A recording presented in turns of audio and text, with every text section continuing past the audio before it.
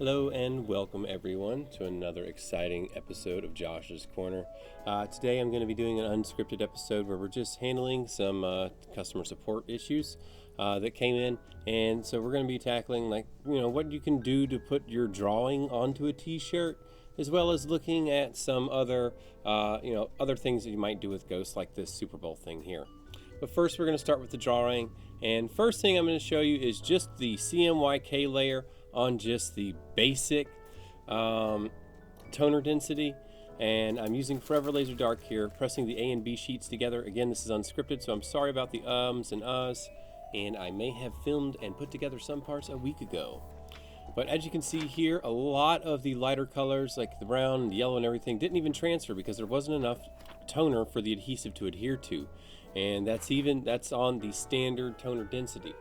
Now, we know that's not going to work, and you saw that the adhesive only stuck wherever there was a lot of toner, but I'm going to press it to the t-shirt anyway, just so that you can see an example of how bad it's going to look. And then I'm going to have some other examples posted or pressed onto it later, that way you can compare. But here we did. I pressed it 30 seconds. If you want to see how Forever Paper works, you can watch some of my other videos. Check out this link right here in the top right hand corner. But yeah, so got the transfer there. See, not too great looking. Only the places where we had a lot of toner are the only places that stuck. Not very good. So what I'm going to do here is put a white underfilling layer on it, and to do that I'm going to use my Vinyl Master Contour Cut tool, and you can see other videos that I've done that in detail, but here I'm just going to trace the contours. This is a hand-drawn one. It doesn't have like hard vectors. So it's gonna have a little bit around the edges because it's a little blurry, because it's it's a hand-drawn thing, and it's not just plain vector art. So what I'm going to do is figure out how to zoom in, but what I'm doing is I'm adjusting this contour cut line. I'm going to bring it inside that black line that's kind of like just the outline of the entire image.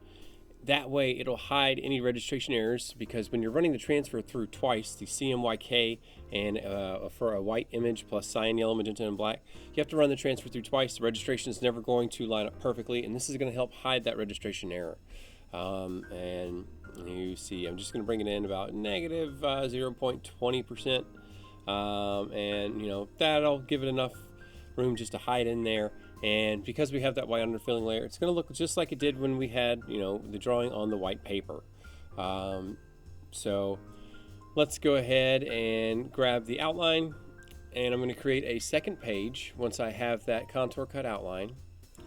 Paste it here, and then I'm just going to click black, and then there I've got my white underfilling layer. Because remember, we're taking out that white toner cartridge, or sorry, we're taking out the black toner cartridge and replacing it with a white using the Ghost system. And bam, here it is on normal density. Alright, yeah, you can see it looks better. My white underfilling layer's there. Got the black outline, hiding the registration errors. Not bad, not bad. But, still with normal density, I always recommend, doing the white underfilling layer on a higher toner density, and you're about to see why. Because even though we did that full underfilling layer, you'll see how we have some spots there? Like down the middle of it, just doesn't look good. And watch when I press it over here to the shirt, you're going to see it even better, because that's actually the toner and the adhesive not adhering there, because there wasn't really enough toner for it to adhere to, as I've said many times before. And you can see I still got a full transfer, but look at the holes in it. See how bad it looks? It's because I didn't have a nice solid white underfilling layer. So what I'm going to do here for this next one is increase the density, and if you don't know how to increase your toner density on your printer, be sure to check out the other video that I did on this. It's very easy. You just connect your printer to your network assigns its IP address, and then you type in that IP address into your browser, and it'll bring you to this page. But if you want to see that in more detail, check out one of my other videos that I made. I'm going to use that same print clip because I forgot to print it, but here you can see I got a better white underfilling layer there, and you can already tell it looks much better. Just right there you can tell it looks much better. It looks exactly like it did on the scan. So Going to press it, you know, the adhesive side facing up, and of course the adhesive is touching the side with the toner on it because the adhesive needs to adhere to the toner. Wink, wink. And I sandwich mine inside the parchment paper because I have large sheets. Sometimes I'm using just the normal, what are those things that you get, the Reynolds wrap, butcher paper. But yeah, go ahead, press it for 90 seconds, 305 degrees, and I'm going to do a peel right here, immediately hot. And you can see, because I had that white underfilling layer, the toner, you know, and the adhesive stuck, I got a nice transfer, and bam, looks really good there. And now let's go ahead and press it to the shirt and see how it looks. Of course it's going to look nice because I did it the way I told you to do. Anyways, I did it the way I told you to do. It doesn't make sense. But anyways, unscripted fun. So here we are, press it, let it cool down, cool to the touch, and then you're going to do the peel where you're going to, you know, kind of roll it. You don't actually pull it up, you roll it and get a nice tight roll, and I've got a cool transfer. We are good to go.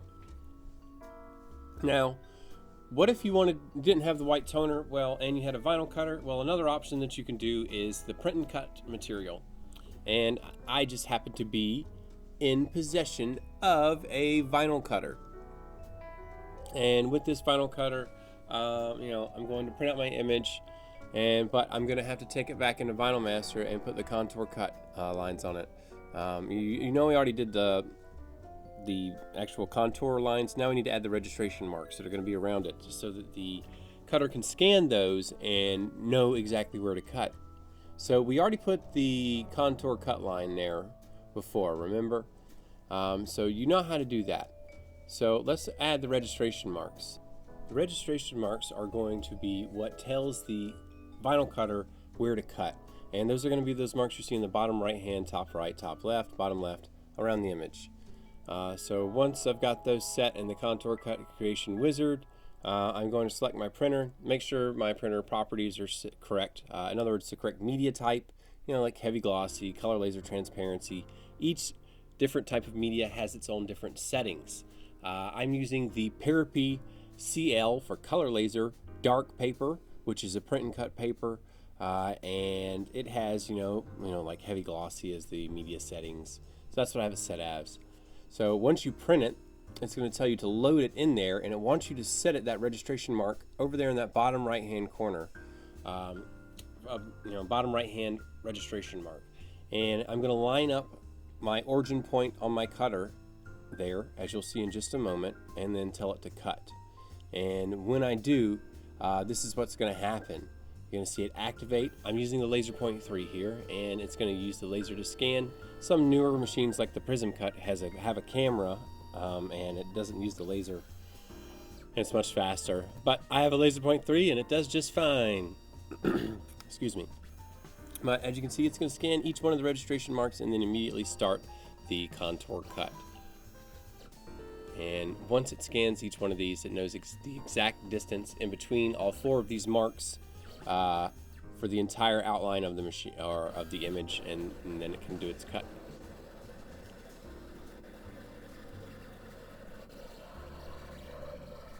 Ooh, look at that great solid cutting action. Look at that terrible job I did doing the contour cut because I left those 2 connected. I didn't feel like editing the image that much, so I just let it go. I'm lazy. And there, once it's done, yeah, I just taped it over, to a little piece of board so that when I weed it, you can see it easily and my hands won't be in the way. So here we're going to just start peeling it up. I taped it very good, as you can see there, and it comes up nice and easy. All right, and to peel it off, I'm not using transfer tape. It's a pretty easy image. If I wanted to, I'd probably use something like that Caesar, the TTD mask, the high-tech, because it's the only mask that I know that we have for heat transfer. So that's what I would use. But since this is a simple image, just going to peel it and set it up myself, and then press this bad boy. My apologies. Artist that sent this to me is a customer of ours at US Cutter. Does a great job. He's got some really nice looking artwork. that he sent over. And this is just the one that he was doing his first print test with, or his first test print with. He was having some issues, so I told him I would be more than happy to make a video and show him how I would get it done. And I just went crazy with all these different papers.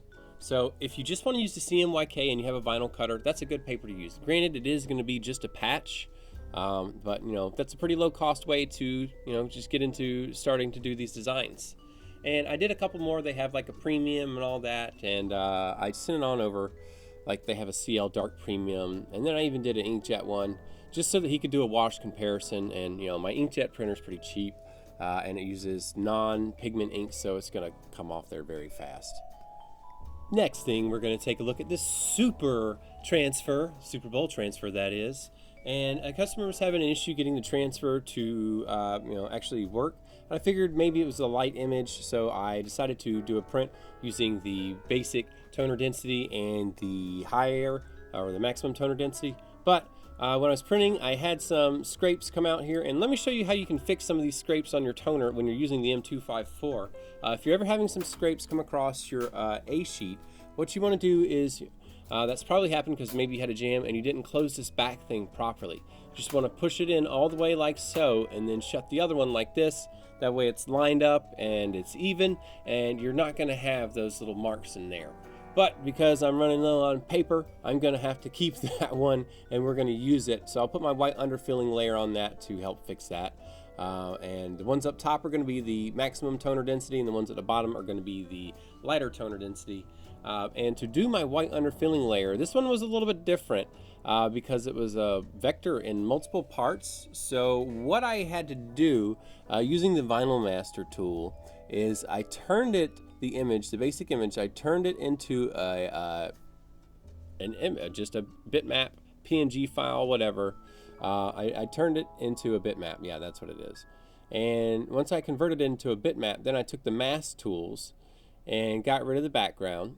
And I did a terrible job because I missed some parts here in it. But, don't judge me too hard. I was just trying to make the video quickly. So my apologies that I missed some of the spots here in the base mask, I think is the name. Sorry, I didn't play football growing up. I was a loser. I played baseball, and then I got into computers because I'm a dork. But anyways, so that's what I did. And once I did that, then I did my outline. And just like always, applied my outline, copy that vector, or I'm sorry, copy that contour outline, and then turn it black. But make sure that you erase all the images underneath it, because if you have an image that's made in another program, you might have an issue like this. And make sure you load your paper into correctly. See, I have this cyan on the bottom. That's because I left the original image there and then covered it with the white. Anyways, moving on. So once you have everything properly layered and you've removed any excess layers and you load your paper in correctly, this is what you should see when you print the white layer. And so I've got my white underfilling layer right there. I printed 2 of them, and I always print my white underfilling layer at the max density, as you saw why earlier in this video, because I didn't get a full transfer. So I went ahead and did the press, pressing the A and B sheets together at 305 degrees for 90 seconds. And then when you're peeling them apart, you're going to start with one corner of the sheet and then just slowly peel it here, and don't jerk it near the end or you're going to lose some pieces. But had a nice transfer there. Perfect transfer there, and that was just the CMYK, no white, and max density. I'll be honest with you, I had good transfers on pretty much every single one of them. Not really an issue at all. Here's the white underfilling one, and then here we've got another one here. I'll just load it in, press it, and once I start to peel,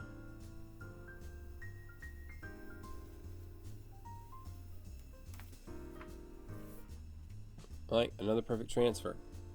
Now here on this last one, I kind of mess up on my peel, and because the paper kind of gets a fold in it while I'm peeling it, it messes up on the line underneath the date. So you can see, bam, it hits it right there in that top corner. I have to start peeling it there, but still kind of got that kink in it, and you can see where some of the A sheet didn't transfer. It stuck onto the B sheet there, but that's because I had a crick in my peel, I guess is what I would call it. I don't know. Maybe I should get a dictionary. I would if I was using a script, but not today. So anyway, got my adhesive transferred over on all four. Sorry about the mark on the shirt. This is my last white t-shirt. Had a little water damage there. It'll come out in the wash, I think. But, I'm going to print these on and send these samples on over to the customer, just so they can wash them. But up top, first thing we're going to do is press the one with the, just CMYK and the max toner density. And going to trim around the edges. We're going to do this on all of them because excess adhesive might get on the edges of it, and you don't want to get that on your shirt. Even though it is white, it doesn't matter. Always take that precaution. So I'm going to press it here 30 seconds, remove everything, let it cool down, and then start my peel. Once it's cooled to the touch, that's when we're going to start from one corner. And this is also going to be a nice roll here. We're going to make sure you roll it. You don't want to pull it. You just want to roll it and keep it nice and tight underneath your palm the entire time. And there you have it. You've got a nice transfer. Then we're going to do a finishing press at same temperature, 305 degrees for 30 seconds. I'm sorry, not 30 seconds, but 10 to 15 seconds with the same finishing sheet or parchment paper, whatever you want to call it. Don't use a non-stick or Teflon sheet because that will actually cause the toner to stick to your Teflon or non-stick sheet. So always use parchment paper. And there you've got it. I've got a good transfer. And I'll be honest with you, this happened every single time.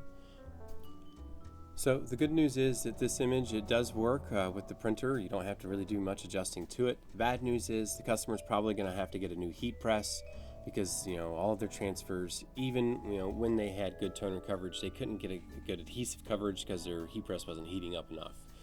So, best advice I could give you if you're new at this, like say if you just got your ghost machine and you're printing out an image, to make sure that that it looks nice or whatever, get a darker sheet of construction paper and then do your print on there. Put your white layer down first and then do your CMYK on top of it.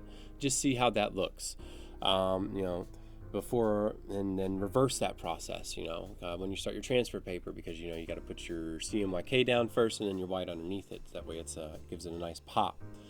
If you happen to run some issues with the transfer, pressing the A and B sheet together or pressing whatever type of paper to the substrate, stop right there. As soon as you have some issues, maybe do it 2-3 times. If you're still having that same issue, take pictures of your process.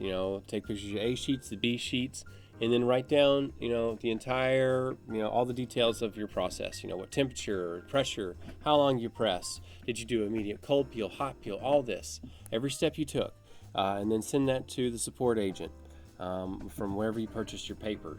That way, you can get a response from them. I mean, if you're using Forever, they even have a form you can fill out, and you can talk with them directly. But US Cutter, we have a support, and I know a lot of our competitors, they also have the support.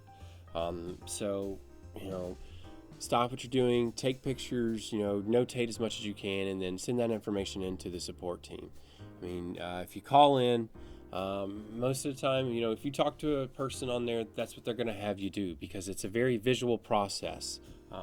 So, that's, if you're looking to get some technical support or you're having an issue and you just got this, that's the best advice I can give you so that you don't end up spending a lot of money on transfers or wasting, transfers.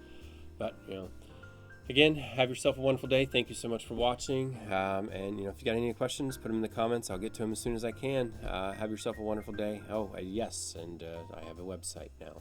Bye-bye.